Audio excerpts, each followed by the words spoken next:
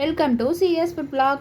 Homemade pizza எப்படி செய்யுதுன்னு பார்க்கலாமா? அதுக்கு ஃபஸ்ட்டு நீங்கள் கோதுமை மாவோ இல்லை மைதாவோ இல்லை ப்ரெட்டோ ஏதோ ஒன்று எடுத்துக்கோங்க. நான் இதுக்கு வந்து கோதுமை மாவு எடுத்திருக்கேன். அதை எடுத்து சப்பாத்தி ரேஞ்சில் நல்லா திரட்டி எடுத்துக்கோங்க. இது கூடயே வந்து கடையில் வாங்கினா சீஸ் ஸ்லைஸ் இருக்கு இல்லையா, அது வாங்கிக்கிறேன். டொமேட்டோ சாஸ் வந்து அந்த ரொட்டி ஃபுல்லாக வந்து அப்ளை பண்ணுற மாதிரி ஸ்ப்ரெட் பண்ணி விட்டுருங்க. அந்த நம்ம எடுத்து வச்சுருக்க அந்த சீஸ் ஸ்லைஸையும் அது மேலே வச்சுக்கிட்டு நம்மளுக்கு பிடிச்ச வெஜ்ஜீஸ் வந்து ஆட் பண்ணிக்கலாம். நான் இதில் வந்து கேப்சிகம், டொமேட்டோ, ஆனியன், கேரட் இந்த மாதிரி வீட்டில் இருக்கக்கூடிய வெஜ்ஜீஸ் வந்து யூஸ் பண்ணியிருக்கேன். உங்களுக்கு பிடிச்சா நீங்கள் நான்வெஜ் கூட யூஸ் பண்ணிக்கலாம். யூஸ் பண்ணிக்கிட்டு சீஸை வந்து அப்படியே மேலே வந்து தூவி விட்டுருங்க. தூவி விட்டுட்டு நம்ம வந்து சில்லி ஃப்ளேக்ஸ் இருந்தால் யூஸ் பண்ணலாம். நான் வீட்டில் இருக்க வரமிளகாயே வந்து ஃப்ளேக்ஸ் மாதிரி நல்லா மிக்சியில் அடித்து ரெடி பண்ணியிருக்கேன். அடிச்சுட்டு ஒரு 20 நிமிஷம் வந்து லோ ஃப்ளேமில் வந்து அடுப்பில் வச்சு பேக் பண்ணி எடுத்திங்கன்னா ஹோம்மேட் பீஸா வந்து ரெடி. இது அப்போவே சூடாக இருக்கும்போது ஸ்லைஸ் பண்ணி எல்லாத்துக்கும் கொடுங்க, சூப்பராக இருக்கும்.